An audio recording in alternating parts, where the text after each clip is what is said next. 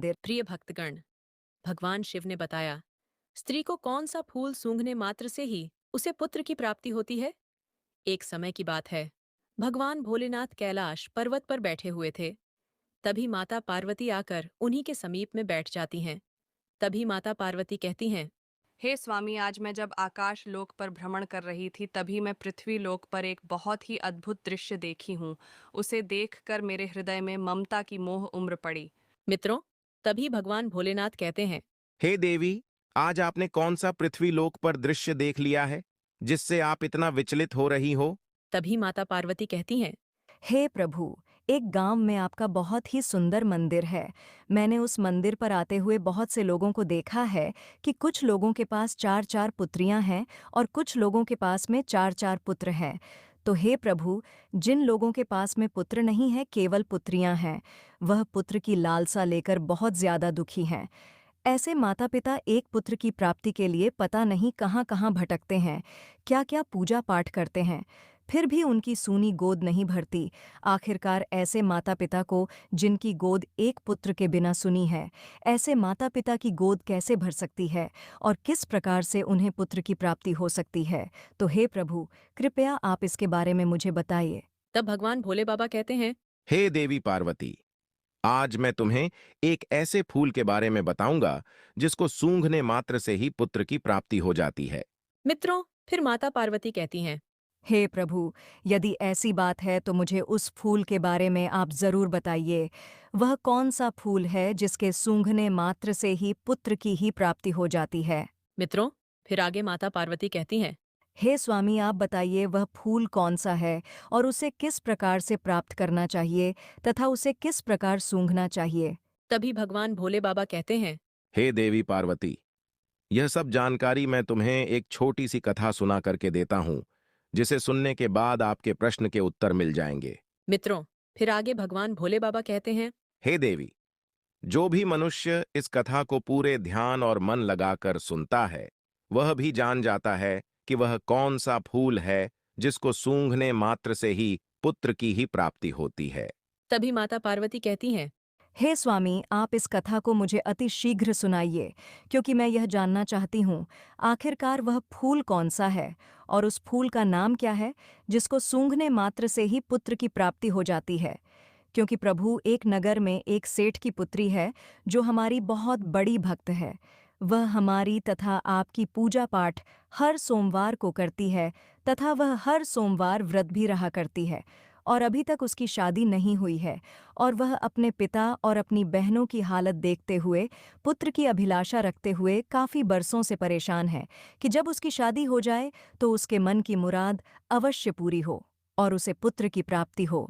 तो इसलिए प्रभु, यदि मुझे मालूम पड़ जाएगा कि फूल के सूंघने मात्र से ही पुत्र की प्राप्ति हो जाती है, तो मैं उसके पास में जाकर के अपनी उस भक्ति को, यानी उस सेठ की पुत्री को, यह बात जरूर बताऊंगी, जिससे उसे पुत्र प्राप्ति की मुराद पूरी हो सके। मित्रों, फिर आगे भगवान भोले बाबा माता पार्वती से कहते हैं। हे देवी, आज आपने स्त्रियों तथा पुरुषों के लिए बहुत ही महत्वपूर्ण प्रश्न किया है। इस प्रश्न में स्त्रियों और पुरुषों के जीवन भर का लाभ छुपा हुआ है। तो हे माता पार्वती, अब मैं उस कथा को सुनाने जा रहा हूं। आप पूरे ध्यान और मन से सुनना। फिर माता पार्वती कहती हैं। ठीक है प्रभु, आप कथा को आरंभ करिए, मैं पूरे मन और ध्यान से सुनूंगी। मित्रों, फिर भगवान भोले बाबा कथा को सुनाना आरंभ करते हैं और कहते हैं।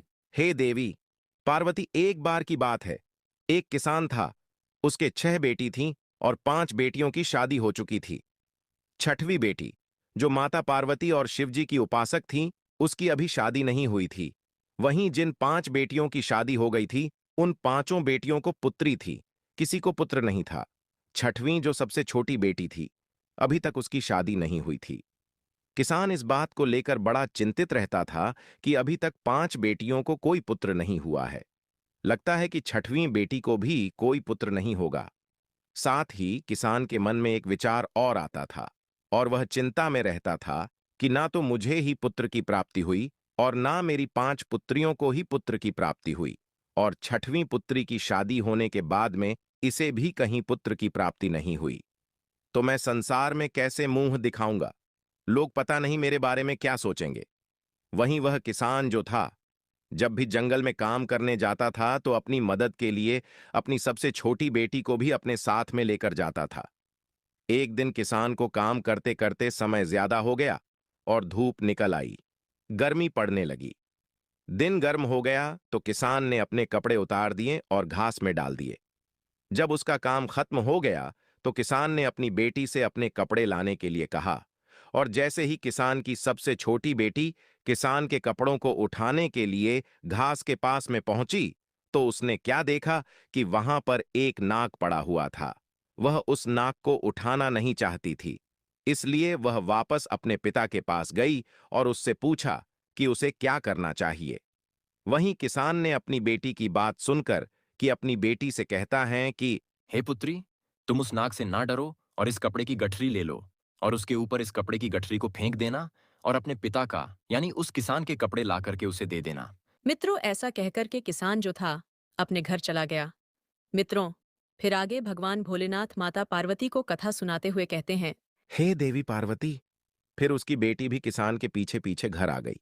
अगले दिन बेटी को फिर से जंगल में जाना था। पिताजी, आप परेशान ना होइए। आप नागों को दूर फेंकने के लिए कहते हैं, मगर यदि मैं नाग को फेंक दूंगी तो उसे चोट लग जाएगी। मित्रों, वह जो किसान की लड़की थी, वह मन ही मन में उस नाग की मदद करना चाहती थी। फिर अपनी छोटी बेटी की बात को सुनकर कि किसान ने कहा। तुम मुझे मेरे कपड़े ला कर दो। आगे तुम्हें उस नाग के साथ कैसा व्यवहार करना है, यह तुम जानो। मित्रों, फिर इस प्रकार किसान की बात सुनकर कि किसान की छोटी बेटी उस नाग के पास गई और फिर जंगल में उसे वह नाग मिल गया। लेकिन उसने उस नाग से कहा। हे मेरे प्यारे छोटे भाई, क्या तुम लेटने के लिए मुलायम जगह चाहोगे? वहीं नाग ने किसान की पुत्री की ओर उज्ज्वल और मैत्रीपूर्ण आंखों से देखा, मानो वह कुछ कहना चाहता हो। इसीलिए किसान की लड़की ने उस जहरीले नाग के भाव को समझकर कि कुछ खर पात्र इकट्ठा किया और उस नाग के लिए एक अच्छा सा नरम जगह बना दी और फिर उस नाग से कहा। हे भाई, तुम इस नरम जगह में लेट जाओ। फिर जैसे ही किसान की लड़की ने उस नाग को उस जगह पर लेटाया, तो वह नाग किसान की लड़की से कहने लगा और उससे पूछा। और फिर नाग ने उस लड़की से कहा। क्या तुम मेरी सेवा में आना चाहोगी? मैं जानता हूं तुम्हारे पिता बहुत ही गरीब हैं और वह मुझे दूर फेंकवाना चाहते थे क्योंकि उन्हें उनके कपड़े मिल सके, क्योंकि मैं गर्मी में बहुत परेशान हो रहा था। इसलिए तुम्हारे पिता के कपड़ों में बैठ गया। तुम बहुत अच्छी लड़की हो। मैं तुम्हें पसंद करता हूं। तुम केवल बस हर दिन लगभग कुछ घंटे मुझे अपने साथ घुमाने के लिए ले चला करो।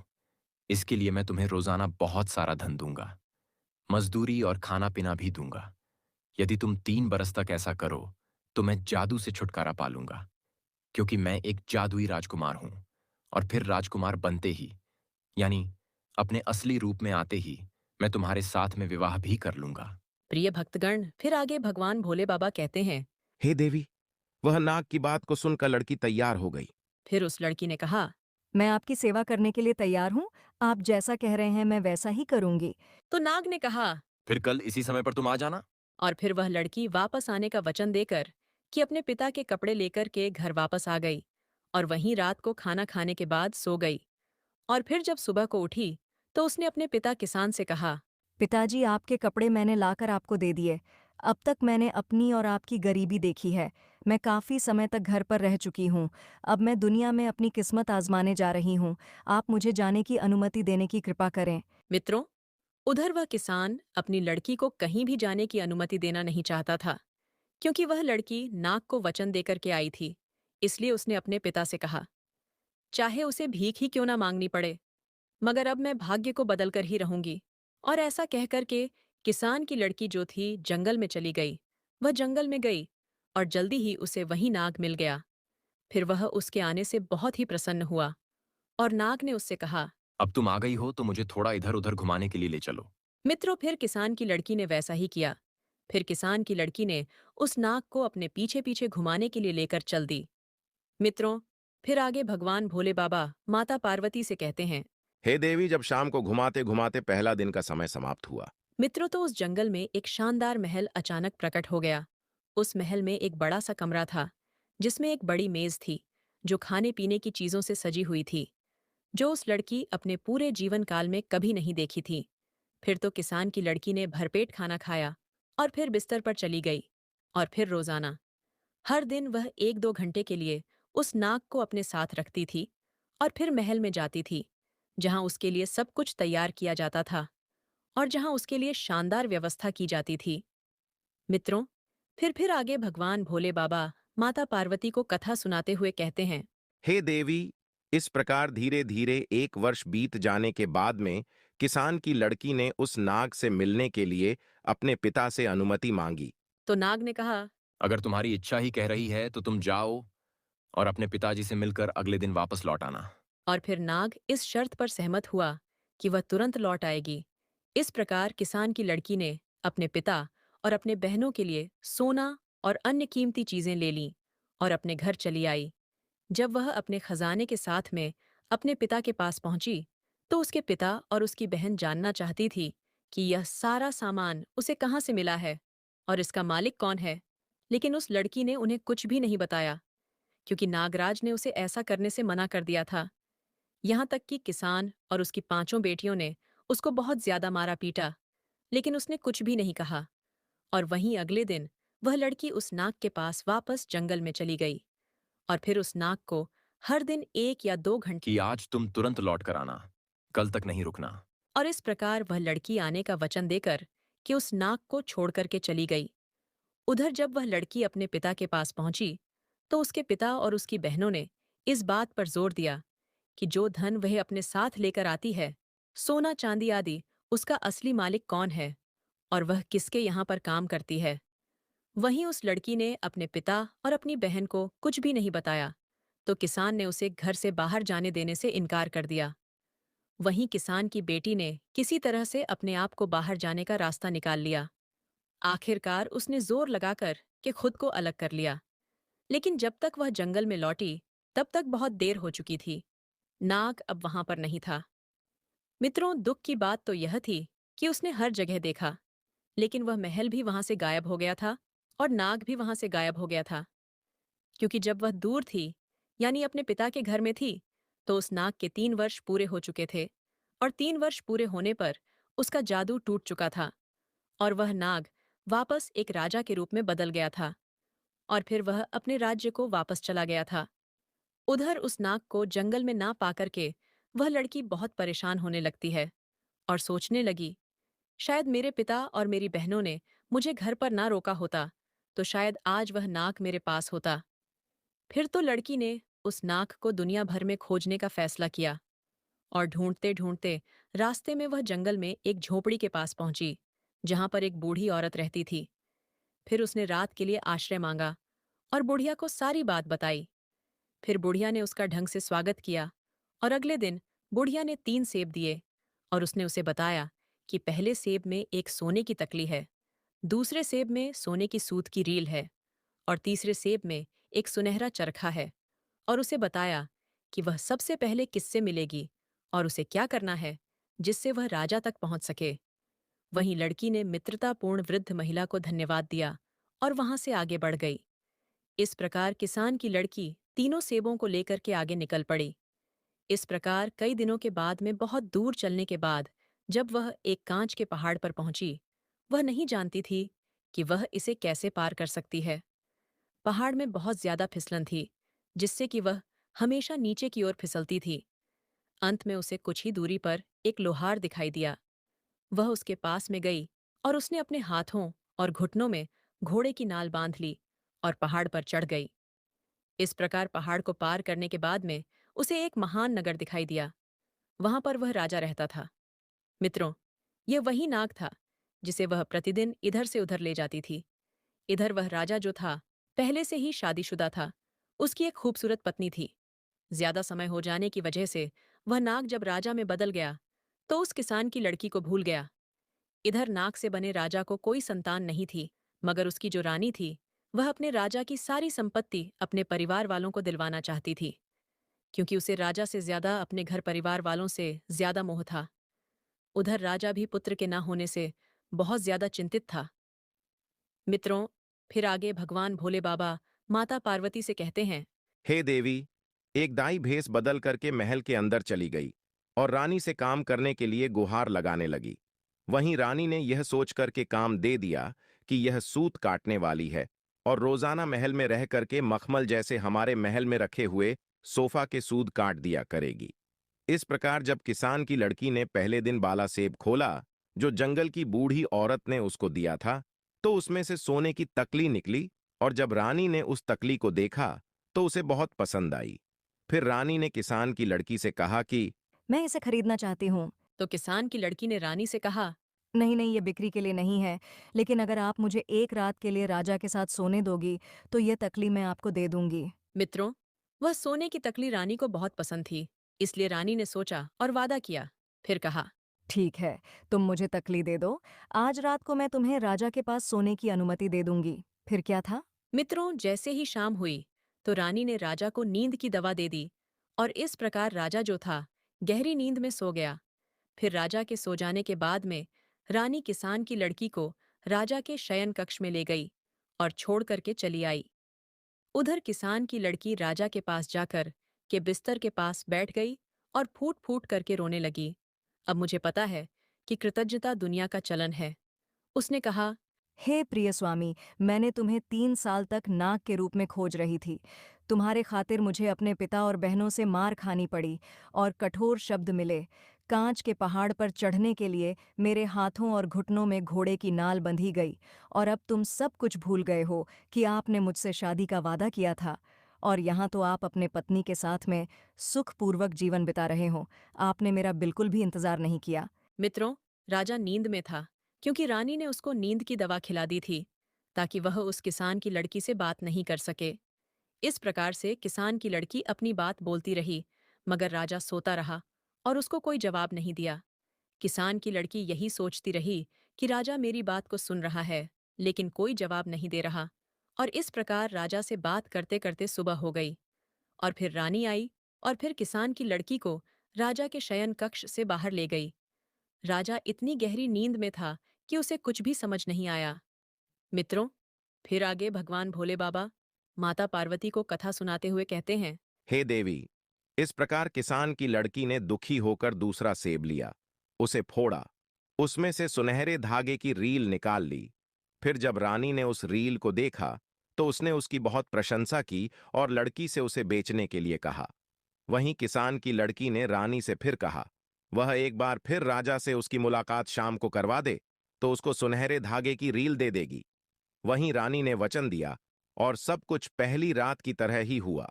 राजा नींद की दवा खाने की वजह से गहरी नींद में सो रहा था, क्योंकि रानी ने दूसरी रात भी राजा को नींद की दवा खिला दी थी, और उस दवा से इतनी गहरी नींद राजा को आई कि कोई भी रोना धोना या शिकायत राजा को जगा नहीं सकती थी।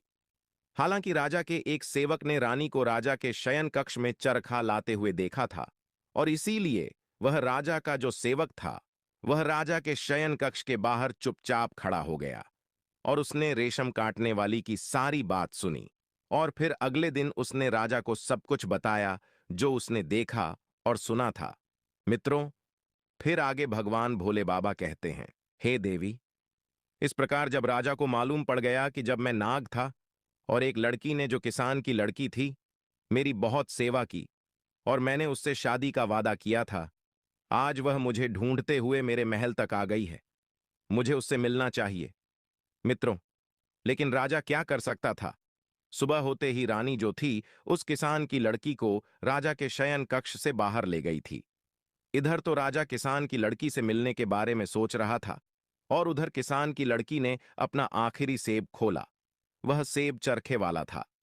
वहीं जब रानी ने इस बार सुनहरा चरखा देखा तो उसने कहा, यदि तुम मुझे इस सोने के चरखे को दे दोगी तो वह इस रात को भी राजा के साथ तुमको सोने दूंगी। वहीं किसान की लड़की मान गई, और उस शाम रानी ने एक बार फिर अपने राजा को नींद की दवा दी। लेकिन इस बार राजा सचेत था, क्योंकि इस बार सेवक के द्वारा उसे सारी बात मालूम पड़ चुकी थी। वहीं राजा ने इस बार दवा पीने का केवल नाटक किया। उसने चुपके से दवा को डस्टबिन में डाल दिया और फिर लेट गया और सोने का नाटक करने लगा। वहीं जब राजा सो गया तो रानी जो थी किसान की लड़की को, यानी सूत काटने वाली को, राजा के शयन कक्ष में लेकर आ गई। लड़की उदास होकर के राजा के बिस्तर के पास में गई और वहीं पर खड़ी होकर फूट फूट कर रोने लगी और कहने लगी, अब मुझे पता चला है कि कृतज्ञता दुनिया का चलन है। 3 साल तक मैंने तुम्हें नाक के रूप में देखा और तुम्हारे खातिर मुझे अपने पिता और बहनों से मार खानी पड़ी और कठोर शब्द मिले। कांच के पहाड़ पर चढ़ने के लिए मेरे हाथ और घुटनों में घोड़े की नाल बंधी थी और तुम यह सब कुछ भूल गए और रानी के साथ में रह करके सुखपूर्वक जीवन जी रहे हो। अब मेरा क्या होगा?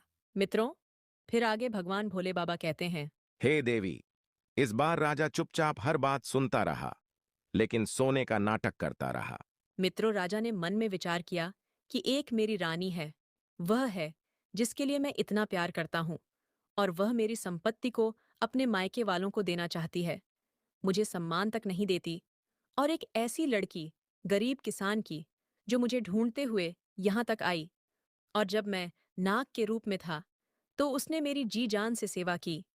फिर तो राजा ने ऐसा सोचकर कि अगले दिन एक बड़े उत्सव के साथ भोजन का आदेश दिया, और उसने रेशम काटने वाली महिला को, यानी उस किसान की बेटी को, अपने दाहिनी ओर जगह लेने के लिए आमंत्रित किया।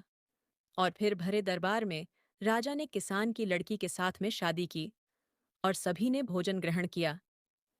वहीं शादी होने के बाद में पहली रात को जब किसान की लड़की सो रही थी, वह लक्ष्मी जी की उपासक थी और पुत्र की कामना मन में लेकर के रात को सो रही थी।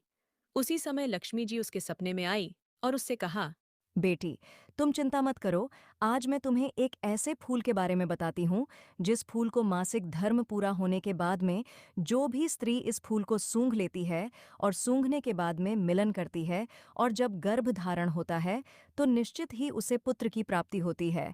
वहीं माता लक्ष्मी जी ने किसान की लड़की से आगे कहा कि हे बेटी, शाम को सूर्यास्त के समय बगीचे के उत्तर पश्चिम कोने में लाल गुलाब और सफ़ेद गुलाब के फूलों की टहनी को, जिस पर सुंदर साफ और पूर्ण विकसित गुलाब लगा हो, एक थाली से ढक देना चाहिए और अगली सुबह सूर्योदय के समय उसे हटा देना चाहिए।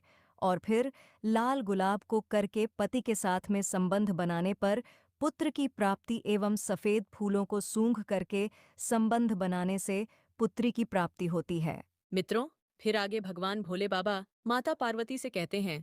हे देवी, आप अपनी उस भक्त को बता देना, उसे ऐसा ही करना है। यदि उसे पुत्र चाहिए तो लाल गुलाब को सूंघना है। फिर ध्यान यह रहे कि धोखे में दोनों गुलाब के फूलों को नहीं सूंघना चाहिए। मित्रों, इस प्रकार उस किसान की लड़की ने राजा को अपने सपनों वाली उस बात को बताई। फिर राजा ने सुंदर से बगीचे में एक सफेद गुलाब और एक लाल गुलाब का पौधा लगवाया। फिर जब उन पौधों पर फूल आए तो राजा ने एक सफेद फूल वाली टहनी को और एक लाल फूल वाली टहनी को ली और उसे उल्टा करके रात में दबा दिया। वहीं सुबह रानी ने मासिक धर्म से निवृत्त होकर के, यानी किसान की लड़की ने मासिक धर्म से निवृत्त होकर के स्वच्छ होने के बाद में लाल रंग के फूल को सूंघ लिया और राजा के साथ में संबंध स्थापित किए, जिससे रानी को गर्भ धारण हुआ और समय पूरा होने पर रानी को एक पुत्र की प्राप्ति हुई। फिर तो राजा ने खुशी के मारे पूरे राज्य में खुशी के नगाड़े बजवा दिए, मिठाइयां बंटवा दी। इतना ही नहीं, किसान की लड़की ने किसान को, यानी अपने पिता को भी यह बात बताई और अपनी बहनों को भी फूल वाली बात बताई। यहाँ तक कि राजा की पहली रानी को भी उसने यह फूल सुगने वाली बात बताई। फिर तो सभी को पुत्र की प्राप्ति हुई, और जिसने पुत्री चाही उसे पुत्री की भी प्राप्ति हुई। मित्रों, फिर आगे भगवान भोले बाबा माता पार्वती से कहते हैं। हे देवी पार्वती, इस प्रकार फूल सूंघने से सभी को पुत्र की प्राप्ति हो गई। प्रिय भक्तगण, अगर यह कथा आप लोगों को पसंद आई हो तो कमेंट बॉक्स में हर हर महादेव लिख करके, वीडियो को लाइक करके, चैनल को सब्सक्राइब करके बेल आइकन ऑल पर प्रेस कर लीजिए, जिससे आप सभी लोगों को प्राचीन कथाएं और कहानियां सबसे पहले प्राप्त हो सके। मित्रों, वीडियो को पूरा देखने के लिए आप सभी लोगों का धन्यवाद।